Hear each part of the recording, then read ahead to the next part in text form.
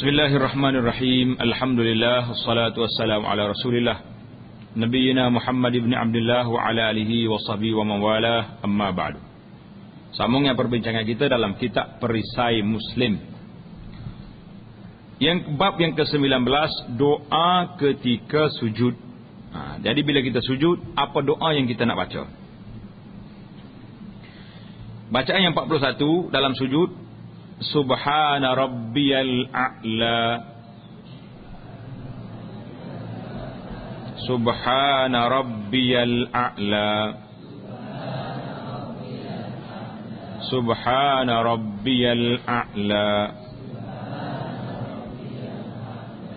Jadi maknanya Maha Suci Tuhanku yang Maha Tinggi. Jadi kita baca 3 kali dalam sujud. Kita kena baca doa ni, zikir ni baca 3 kali.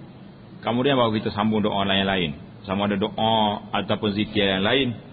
Jadi mungkin kita tertanya-tanya tentang wa bihamdihi itu mari mana.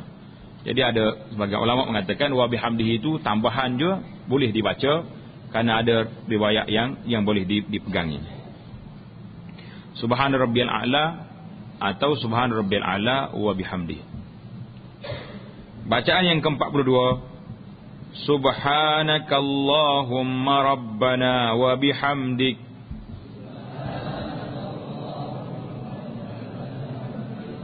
Allahumma ghafirli. Ingat doa ni? Doa ni baca ketika mana ni? Ketika dalam rukuk. Mana dalam rukuk ada baca, dalam sujud pun boleh baca dua-dua. Jadi kita ingatlah. Maknanya ini menunjukkan bahawa rukuk kita boleh berdoa dan dalam sujud juga kita boleh berdoa. Subhanakallahumma wa bihamdika Allahumma ghfirli. Maknanya Maha Suci Engkau ya Allah, Tuhan kami, dan dengan memujimu ya Allah, ampunilah aku. Maknanya kita puji Tuhan, kemudian kita minta Allah Ta'ala ampunkan kita. Jadi bila kita rukuk, kita baca Subhana rabbiyal azim, Maha Suci Tuhanku yang Maha Agung, yang Maha Besar. Dalam rukuk, dalam sujud, Subhana rabbiyal a'la, Maha Suci Tuhanku yang Maha Tinggi. Jadi apa hikmahnya di situ? Berbeza di antara Rabbiyal Azim dalam rukuk, Rabbiyal a'la waktu kita sujud. Jadi apa hikmahnya? Jadi kata alim ulama kita, dia kata hikmat daripada ditaksiskan rukuk dengan ta'zim dan sujud dengan a'la, kerana sujud ini ghayatut tawadhu. Waktu kita sujud ialah kemuncak kita tawadhu kepada Allah Subhanahu Wa Taala. Kenapa? Muka kita duduk di tempat yang paling rendah sekali. Tempat kita pijak, tempat dipijak oleh orang, tempat orang lalu situ, di situlah kita letak muka kita. Kita letak dahi kita. Kita letak tempat yang paling mulia bagi manusia ni apa dia? Muka dia. Pasal tu bila orang tengok orang, dia tak tengok, oh comel dia tu. Atau mana tengok? Tangan dia comel. Orang tak rasa lagi. Tu dia tengok muka tu, pilih muka comel, smart dia ni. Pilih tangan. Maknanya tempat yang paling mulia sekali kita letak muka kita. Jadi waktu itu, waktu kita paling rendah sekali kita duduk, maka itulah yang dikatakan Allah SWT, mana kita paling rendah sekali, maka kita pada waktu itu kita meninggikan Allah. Allah Subhanahu Rabbiyal A'la, Maha Suci Allah yang Maha Tinggi. Aku paling rendah sekali duduk, muka duduk atas tanah gitu. Jadi munasabah. Itu kata ulama kita, munasabah dengan kedudukan kita yang paling rendah. Allah Ta'ala, kita puji Allah Ta'ala yang Maha Tinggi.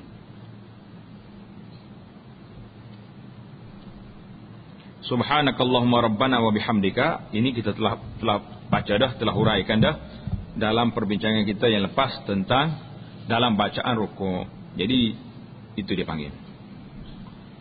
Bacaan yang ke-43, Subuhun Quddus Rabbul Malaikati Warruh. Maha Suci Tuhan daripada segala keaiban, yang Maha Suci Tuhan malaikat dan ruh. Jadi penjelasan kita dah jelas dalam pembacaan kita di mana? Subuhun Quddusun, sewaktu penjelasan bacaan yang ke-35 dalam rukuk. Maknanya Allah SWT Maha yang Maha Suci, Tuhan pada malaikat dan ruh. Ruh itu siapa? Kata ulama, ruh itu ialah Jibril alaihissalam. Malaikat tu malaikat, Jibril alaihissalam. Jadi kalau orang tanya apa hikmahnya, disebut lagi malaikat Jibril. Malaikat tu Jibril dah. Jadi sama juga dengan kita. Bila kita duduk dalam majlis, ini nak menunjukkan bahawa kelebihan Jibril alaihissalam. Kalau kita hari ni duduk dalam majlis ramai-ramai, kalau kita kata yang dihormati tuan-tuan dan puan-puan, semua ada dalam majlis kita ni, tuan-tuan dan puan-puan, masuk belakang. Masuk dah. Tapi pasal apa dia sebut lagi? Yang mulia Datuk, yang tu, yang ni, Tun Tan sebut belakang. Pasal apa? Nak ayahnya orang ni orang hebat lagi. Jadi sama juga. Al-malaikati waruh. Malaikat tu, malaikat semua sekali lah. Tapi bila sebut ruh, ini menunjukkan kepada Jibril alaihissalam, itu lebih besar lagi kedudukan dia. Bacaan yang ke-44. Allahumma laka sajadtu wa bika amantu wa laka aslamtu sajada wajhiya lilladhi khalaqah wa sawwarah wa syaqqa sam'ah wa basarah tabarakallahu ahsanul khaliqin. Allahumma laka sajadtu wa bika amantu wa laka aslamtu sajada wajhiya lilladhi khalaqahu wa sawwarahu wa syaqqa sam'ahu wa basarahu tabarakallahu ahsanul khaliqin. Allahumma laka sajadtu wa bika amantu wa laka aslamtu sajada wajhiya lilladhi khalaqahu wa sawwarahu wa syaqqa sam'ahu wa basarahu tabarakallahu ahsanul khaliqin. Makna dia apa? Ya Allah, kepadamu aku sujud. Jadi kita sujud, kita baca doa ni, kepadamu aku sujud, kepadamu aku beriman, dan kepadamu aku berserah. Aku sujudkan wajahku ini kepada yang menciptanya. Siapa yang menciptanya? Allah. Dan membentuk rupanya. Siapa yang dia punya arkitek dia? Allah. Serta membuka pendengarannya dan penglihatannya. Kita minta Allah Ta'ala yang membuka penglihatan. Maha suci Allah, sebaik-baik pencipta. Allah Ta'ala lah ahsanul khaliqin. Sebaik-baik yang menciptakan makhluk ini siapa? Allah Subhanahu wa Ta'ala. Bacaan yang ke-45. Subhanazil jabarut wal malakut wal kibriya wal azamah. Subhanazil jabarut wal malakut wal kibriya wal azamah. Bacaan ini sama dengan bacaan ayat dalam rukuk. Maha suci Tuhan yang mempunyai kekuasaan dan kerajaan serta kebesaran dan keagungan. Jadi boleh katakan bacaan sujud ni, bacaan 42, 43, 45 ni sama. Cumanya perbezaan 44 tu kena tukar sikit ya. Tukar sedikit. Allahumma laka raka'tu yang pertama. Dalam sujud Allahumma laka sajadtu. Jadi tengok tempat. Yang itu sujud, yang ini rukuk. Bacaan yang ke-46. Allahumma ghafir li dhanbi kullahu diqqahu wa jillahu wa awwalahu wa akhirahu wa alaniyatahu wa sirrahu. Allahumma ighfir li dhanbi kullahu diqqahu wa jillahu wa awwalahu wa akhirahu wa alaniyatahu wa sirrahu. Allahumma ighfir li dhanbi kullahu diqqahu wa jillahu wa awwalahu wa akhirahu wa alaniyatahu wa sirrahu. Maknanya, ya Allah, ampunilah dosaku seluruhnya. Jadi kita minta Allah Ta'ala ampun seluruhnya, kullahu. Diqqahu, yang kecil, wajillahu, dan yang besar. Ada juga terjemahan lagi, diqqahu, yang sedikit, wajillahu ay kathiruhu, yang banyak. Jadi sama ada besar atau kecil, sedikit ke banyak, yang pentingnya nak suruh hapus semua dosa, tak mau tinggal-tinggal lagi. Yang awal dan yang akhir, hak lama-lama ada pun dosa hapus, dan yang akhir pun hapus. Yang nyata dan yang terselindung. Lengkap tak lengkap doa kita ni? Lengkap. Nabi kita sallallahu alaihi wasallam bila dia ajar satu benda yang cukup lengkap, minta Allah Ta'ala ampun dosa ni kerana Allah Ta'ala yuhitu bihi ilma, dia tahu semua benda. Kita ni yang jadi letihnya, kadang-kadang kita tak tahu kita buat dosa, tak tahu. Ada satu orang, dia minta pandangan kita tentang benda yang dia nak buat lah. Bila kita sebut jangan bagi, benda ni tak baik, riba. Bila sebut riba, terkejut dia. Dia kata macam mana kita tak perasan? Tak perasan benda tu riba.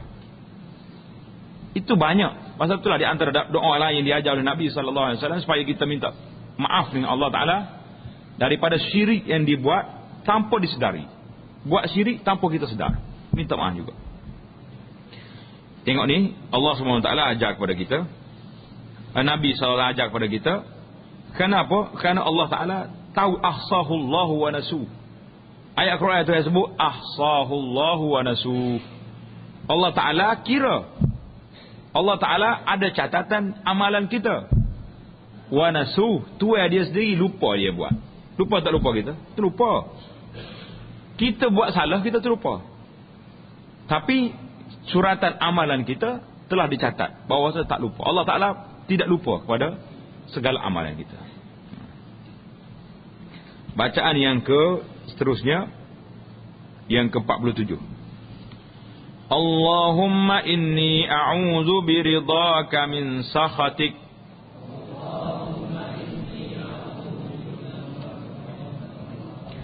wa bimu'afatika min 'uqubatik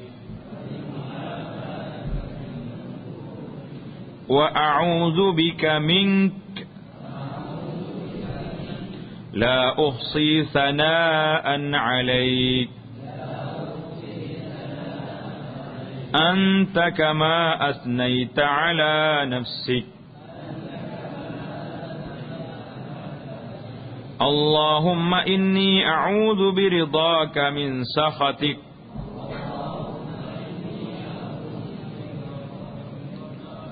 wa bimu'afatika min 'uqubatik wa a'udzu bika minka la uhsi thana'an 'alaik anta kama asnaita 'ala nafsik Allahumma inni a'udzu biridhaka min sakhatik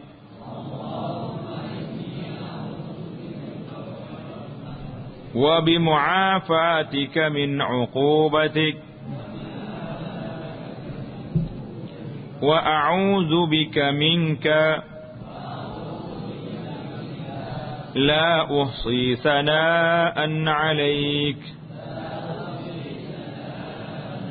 anta kama asnaita 'ala nafsik. Jadi makna dia, ya Allah, aku berlindung dengan keredaanmu dari kemurkaanmu. Sebab reda tu ada murka. Betul tak? Reda lawannya murka. Jadi kita minta berlindung dengan keredaan Allah daripada kemurkaan Allah. Minta mu reda aku, kemurkaan tak mari. Dan dengan keampunanmu dari balasanmu daripada siksaanmu. Minta keampunan dia, tak mau siksaan dia. Balasan mana siksaan? Uqubah. Dan aku berlindung denganmu daripada kemurkaanmu. Jadi aku berlindung denganmu sendiri, minka, daripada kemurkaanmu, ya Allah.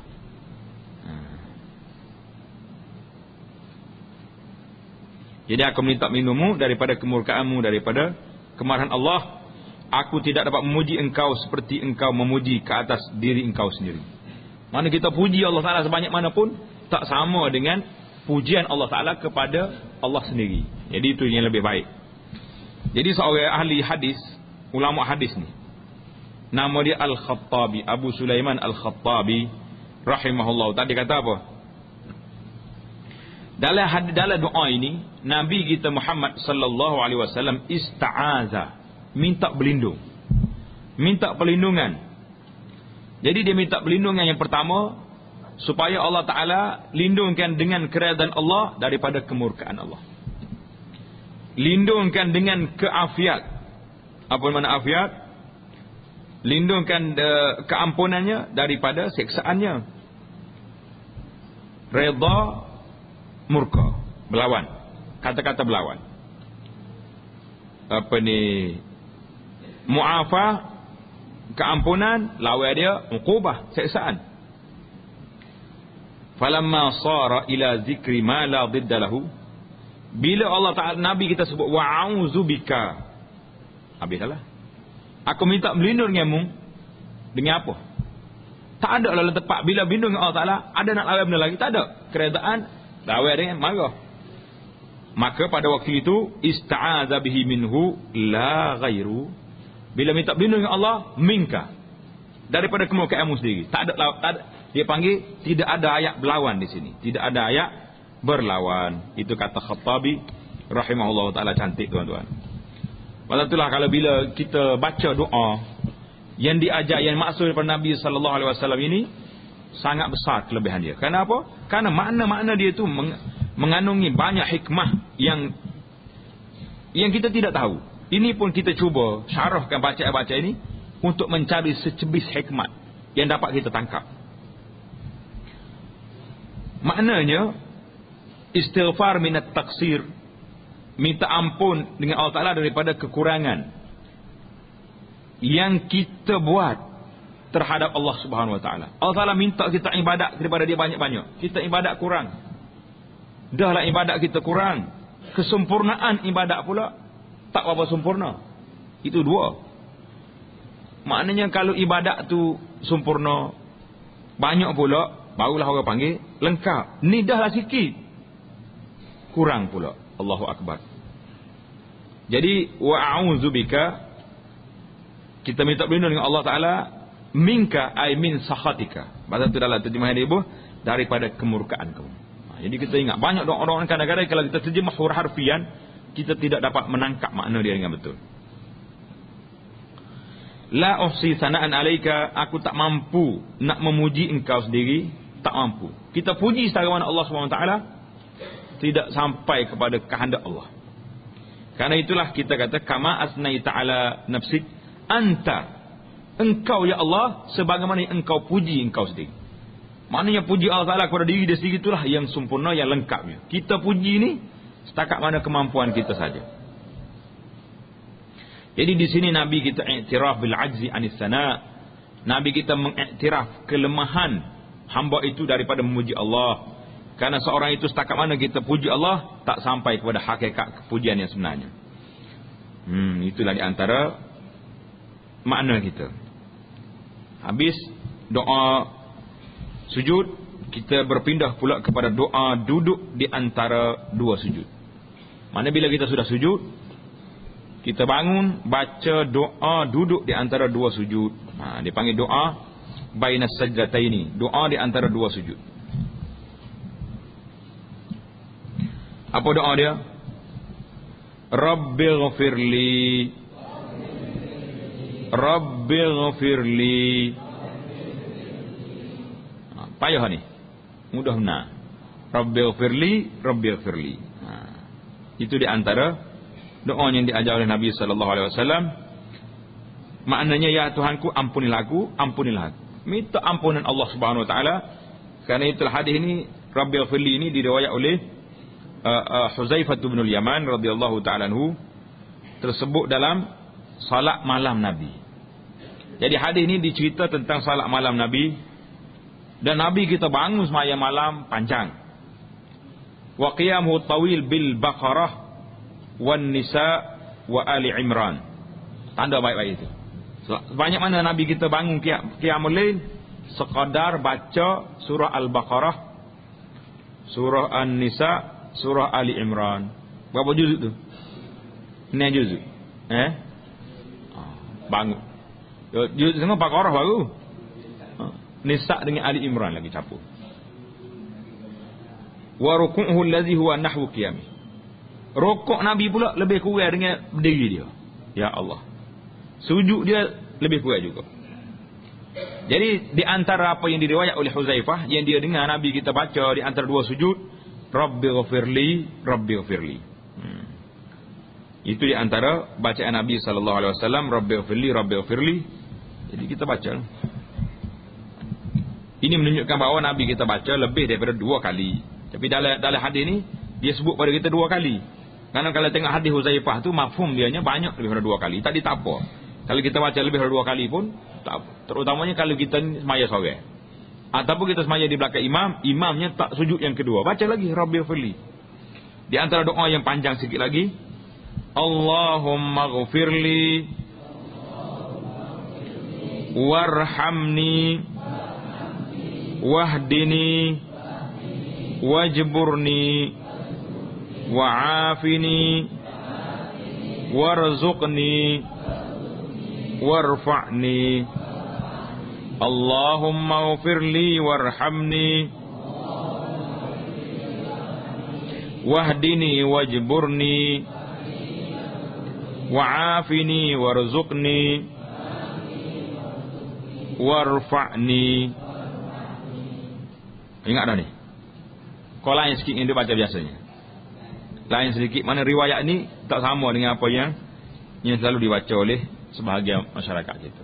Jadi pasal itulah kalau yang baiknya kita mengapa doa-doa ni, ambil yang riwayat yang sahih lalu. Barulah kita tak keliru bila kita baca nanti. Ya Allah, ampunilah aku, kasihanilah aku, pimpinlah aku, tambahkanlah untukku, selamatkanlah aku, kurniakanlah rezeki kepadaku dan angkatlah darjatku. Makna dia tu comel berlakon. Makna dia kalau kita nak tengok satu persatu, Allahumma ghfirli dzunubi. Ya Allah, ampunkanlah dosaku dan kekuranganku dalam melakukan taat. Memang kita kurang taat. Warhamni, ya Allah, rahmatkanlah aku, kasihanilah aku. Maknanya dengan kesihan belas daripada Allah Subhanahu wa taala, bukan dengan sebab amalan kita. Maknanya kita minta Allah Taala bagi rahmat dengan sebab apa? Dengan sebab rahmat Allah Taala, bukan sebab amalan kita. Au irhamni biqabuli ibadati, ataupun kasihanilah aku dengan engkau terima amalanku. Jadi kita catatlah makna-makna dia tu. Wahdini, pimpinlah aku ke mana? Li salihil a'mal, kepada melakukan amalan yang baik. Itu makna li salihil amal. Wajburni, mana wajburni? Tambahkanlah untukku. Sebenarnya jabara ni dengan makna kasara. Jabar al-azm al-maksur, seolah-olah kita takut balik tulang yang kita dah patah tu. Jadi seolah-olah kita kata wajburni, ya Allah, tambahkanlah untukku ni, sembuhkanlah penyakitku ni. Maknanya daripada segala kekurangan, segala keperluan kita minta Tuhan tambah, Tuhan lengkapkan. Wa'afini, selamatkanlah aku daripada bala dunia dan segala-segala penyakit-penyakit. Jadi sudah ada dah. Hari ni bila timbul penyakit semua babi ni, macam-macam orang tulis di dinding masjid. Dinding surah duk bagi, dalam internet duk sebar, ini doa semua babi. Doa kita ni doa dah ni. Wa'afini, ai ya Allah selamatkanku daripada bala dunia, bala akhirat, daripada penyakit-penyakit yang zahir dan yang batin. Minta dah. Tapi kita tak niat boleh jadi. Bila tak niat dia macam tak jadi. Jadi kena sebut wa'afini. Jadi ingat, waktu baca di antara dua sujud tu, wa'afini tu niat selalu ke sesama babi tu. Dia jadi situ. Ni tak niat ni. Orang ni kalau tak niat dia suruh macam tak jadi. Ya. Walhanya kita doa dah. Doa dalam semaya kita, doa lepas semaya. Tapi bila ada hajat, mesti kena niat. Maya ke apa tu? Maya hajat. Walhanya kita ada semaya tu, semaya dah. Jadi dia tak jadi. Itu di antaranya, tamaklah kita doa ketika duduk antara dua sujud. Yang seterusnya, doa sujud at-tilawah. Tengok. Doa apa tu? Doa sujud at-tilawah. Apa dia sujud tilawah ni? Apa dia makna sujud at-tilawah? Sujud at-tilawah ni sujud kerana bacaan Al-Quran. Bila kita baca Quran, dalam Quran ni ada berapa tempat sujud? Tanda baik-baik sikit. Kita nak tanya ni. Dalam Al-Quran, tulis di kertas tu, di kitab kita. Ada berapa tempat yang kita kena sujud? Bila baca ayat ni, sujud. Apa tempat ada? Tak ingat? Ya? Berapa tempat? Tak jawab belakang kok dia. Tanda baik-baik. Jadi apa makna doa tilawah? Mana doa ketika kita baca Quran, siapa di ayat yang kita disuruh sujud. Itu makna doa tilawah. Sujud kerana bacaan Al-Quran. Tanda. Sujud at-tilawah maknanya sujud kerana membaca Quran yang ada tempat sujud. Kerana Nabi SAW melakukan sujud tersebut. Jadi baca ayat dia macam mana? Ikut dia. Sajada wajhiya lillazi khalaqahu wa syaqqa sam'ahu wa basarahu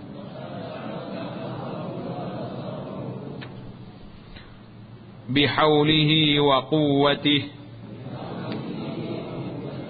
fatabarakallahu ahsanul khaliqin.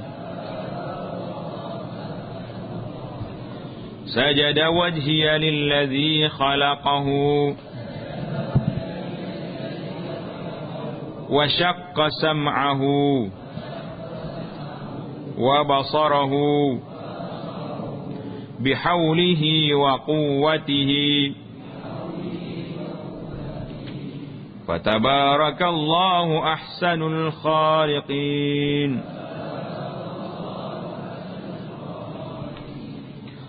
Sajada wajhiya lillazi khalaqahu wa syaqqa sam'ahu wa basarahu bihaulihi wa quwwatihi fatabarakallahu ahsanul khaliqin. Maksudnya, aku sujudkan wajahku ini kepada yang menciptanya. Siapa dia yang mencipta dia? Yang mencipta wajah kita ni siapa? Allah. Dan yang membuka pendengarannya. Telinga kita ni sombak asal bila jadi. Patut Allah Ta'ala belah dia. Dan penglihatannya, mata ni, nak tahu tengok. Pergi ambil buku-buku sains, tengok janin dalam perut, mata dia besar. Besar ke kecil mata? Besar mata. Jadi bila Allah Ta'ala pecah buka mata tu, jadi nampak. Dengan daya upaya dan kekuatannya, kekuatan Allah, Maha Suci Allah, sebaik-baik penciptanya siapa? Allah Subhanahu wa taala. Kalau salah pencipta tak baik, berat kita ni. Apa kata? Contoh. Kalau Allah Taala ambil hidup kita ni, pusinglah kata. Mana agak mari hujan ke? Lemah habislah kita tak? Lemah. Mandi, betul saya hujan mandi. Nak pergi mandi. Macam mana nak buat? Jadi Allah Taala yang Maha Kaya, dia tahu nak buat mesti kena ikut bawah. Ikut bawah pula dia tak jauh. Kalau tak hidup di telinga duduk sini. Nak makan senang ke payah? Payah. Akak makan ni kena pergi tanya hidup dulu. Basah ke manis ni? Basi ke tak basi? Itu. Tak basi. Baru mari mulut. Lambat. Oh ni akak tu bismillah sekali dah. Akak dekat hidup, mulut pengangoh dah sedap. Pak, bos lagi. Comel tu hebat. Kata comel. Siapa kata tak comel? Kita tu tak comel. Jadi itu doa ahsanul khaliqin, sebaik-baik pencipta. Siapa dia? Allah Subhanahu wa taala. Jadi bacaan yang kedua dalam sujud tilawah ni, ni biasa kita baca dah yang pertama ni. Yang keduanya apa bacaan dia? Yang jadi masalah kita hari ni tak baca tu, tak baca. Tak sujud pun, baca Quran pun tak. Allahumma aktub li biha indaka ajra.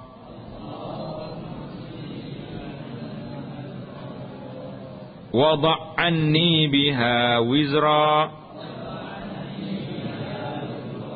Waj'alha li 'indaka zukhra. Wa taqabbalha minni kama taqabbaltaha min 'abdika Daud.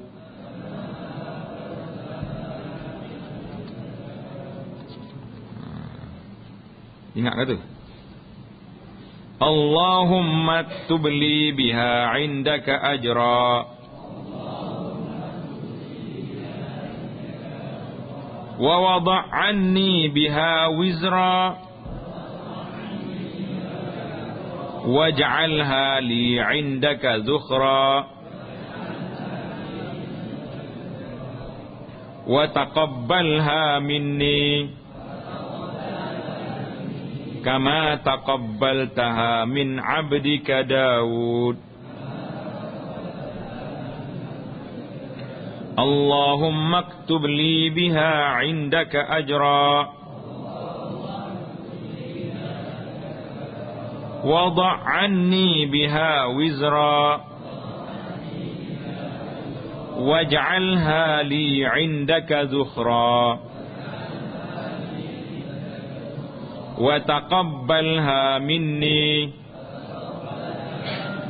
kama taqabbaltaha min 'abdika Daud. Ya Allah, tuliskanlah bagiku dengannya. Dengan apa? Dengan membaca Quran. Di sisi Engkau pahala. Hapuskanlah dengannya, dengan baca Quran itu dosa-dosa. Jadikanlah ia sebagai simpanan bagiku di sisimu. Minta Allah Ta'ala jadi simpanan apa? Simpanan pahala. Dan engkau terimalah ia, baca Al-Quran kita ni, dariku seperti engkau menerimanya dari hamba-Mu Daud. Siapa dia Daud tu? Siapa Daud? Nabi Daud. Pasal apa? Nabi kita Muhammad sallallahu alaihi wasallam banding baca Al-Quran ni dengan Nabi Daud. Pasal apa? Pasal apa dia tak banding dengan Nabi Nuh? Sebab apa? Sebab Nabi Daud ni suaranya merdu. Jadi dalam kitab Syarah kata bila Nabi Daud baca Quran, habis benda-benda. Buru-buru pakat mari dengar dia baca Quran sedap. Jadi waktu kita ni kena belajar suara sedap kata ni. Baru orang mari dengar ni. Kalau suara tak sedap, kalau suara tak sedap ni kita berlagu, tu orang kata teriak. Nah, Allah ustaz tu teriak dah. Padahal dia berlagu. Dia Allah Ta'ala bagi rezeki ke dia tu, maka cantiklah dia. Jadi Allah Ta'ala, Nabi kita sallallahu alaihi wasallam bandingkan banda itu, minta Allah Ta'ala terima baca Al-Quran kita ni seperti terima daripada Nabi Daud. Biarlah suara huduh pun, suara tak baik pun tak apa. Yang pentingnya kita baca. Yang salahnya apa dia? Yang salahnya tak baca. Baik, di sini ada beberapa sedikit perbahasan lah tentang bacaan sujud tilawah ni. Yang ada buku catat dalam buku, yang tak ada buku pun tulis kat mana-mana. Jadi tentang berapa tempat ada sujud tilawah dalam Quran, berapa tempat ada. Jadi dalam Quran ni ada 15 tempat. 15 tempat sujud tilawah. Biasanya kalau kita baca Quran tu dia ada tulis dah sajadah, mana kena sujud lah tu. Ni masyarakat kita ni dia tahu sujud sajadah tu bila? Pagi Jumaat dia tahunya. Alif lam mim sajadah. Hak lain tak tahu dah. Alah. Pisah nah kalau pagi Jumaat tu lorak benar nak pergi masjid. Pasal nak pergi sembahyang sajadah. Kalau Tok Imam tak baca sajadah, marah pula Tok Imam. Apa Tok Imam ni kacau tak sajadah lagi. Jangan marahlah. Yang pentingnya kita nak bagi tahu sini sajadah itu dalam Quran ada 15 tempat. 15 tempat nah. Yang pertamanya di akhir suratul A'raf. 1. Kemudian dalam suratul Ra'di. Dalam suratul Nahli. Kemudian dalam suratul Isra. Dalam surah Maryam. Dan dalam surah Al-Hajj. Surah Al-Hajj ada berapa sajadah? Ini tanda. Kalau ada orang tanya, ada satu surah dalam Quran 2 kali sujud sajadah. Surah apa? Surah Al-Hajj. Surah Al-Hajj 2 kali sajadah. Awal surah ada 1, di akhir surah ada sajadah sekali. Jadi 2 kali satu surah tu. Mana kalau kita nak baca surah sajadah ni kak, bersiap sedia selalulah untuk nak sujud ni. Dalam surah Al-Furqan berapa dah tu? Suratul Namli.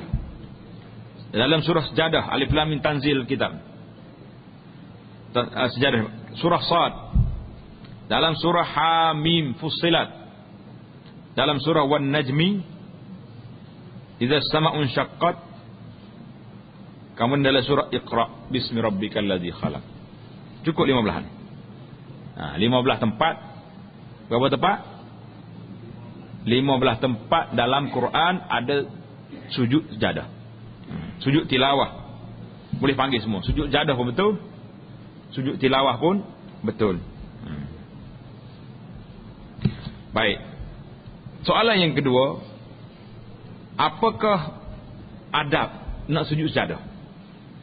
Apakah kita sujud sajadah ni seperti sujud dalam salat? Kena menghadap kiblat, kena tutup aurat, kena ada wudu dan sebagainya. Jadi di sini dibahaskan oleh alim ulama kita, apakah disyaratkan sujud sajadah itu seperti sembahyang? Itu soalan dia. Mengikut dalam kitab Al-Mughni, Al-Mughni kata syarat nak sujud sajadah ni seperti syarat sembahyang. Kena ada taharah, kena tutup aurat, kena menghadap ke arah kiblat, dan kena niat nak sujud. Kena niat nak sujud. Aku ni nak sujud sajadah. Jadi diriwayatkan juga daripada Sayyidina Uthman bin Affan radhiyallahu taala anhu. Uthman kata, kalau orang hid, orang hak talif sembahyang, kalau dia dengar sajadah, dia kena tunduk kepala juga. Kena sujud juga. Jadi itu di antara pandangan fuqaha yang biasa kita dengarnya dalam kitab fiqh, sujud sajadah ni seperti sembahyang. Jelas ke tak jelas tu? Ini masalah. Sujud sajadah ni seperti sembahyang. Makna kalau kita tengok ayat kita nak sujud, kena siap sedia lalu. Kalau orang perempuan, orang lelaki senang dianya. Orang perempuan kak kena tutup aurat, kena ngadap kiblat, kena ada wudu. Namun ada lagi ulama lain mengatakan, Asy-Syaukani seorang alul hadis, di antara kitab dia yang masyhur nama dia Nailul Awtar. Nailul Awtar ni sebuah kitab yang masyhur, syarah pada kitab hadis ahkam. Dan juga seorang lagi nama dia Al-Imam As-San'ani, dalam kitab dia Subul As-Salam, syarah kepada hadis Bulughul Maram. Dia kata apa?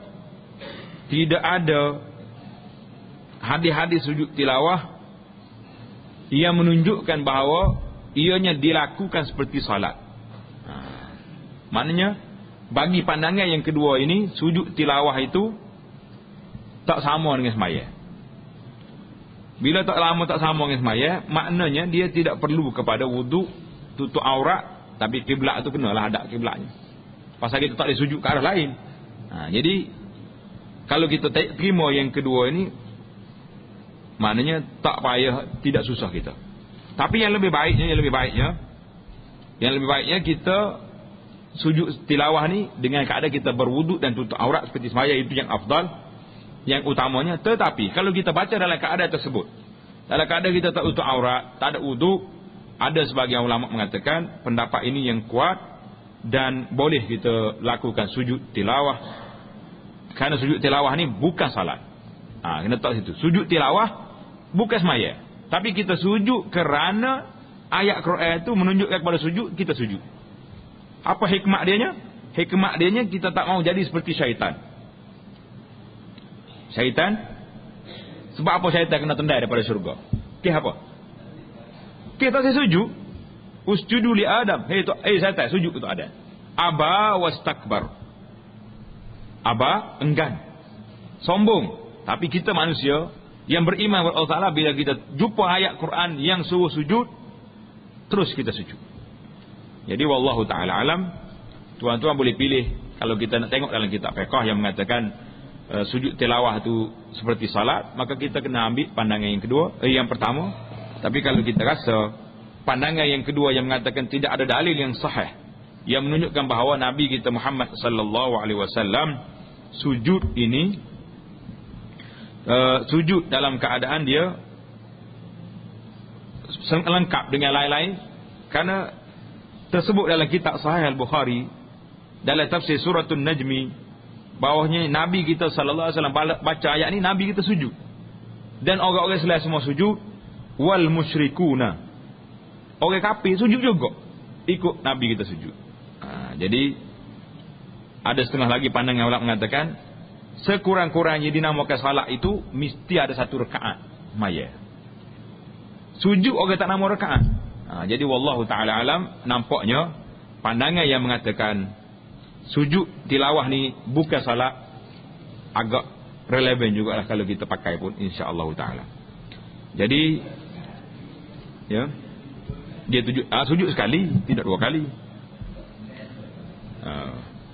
Jadi itu di antara pandangan alim ulama yang ada. Jadi insya-Allah ta'ala kita akan sambung perbincangan kita dalam bacaan at-tasyahud. Baca apa pula tu?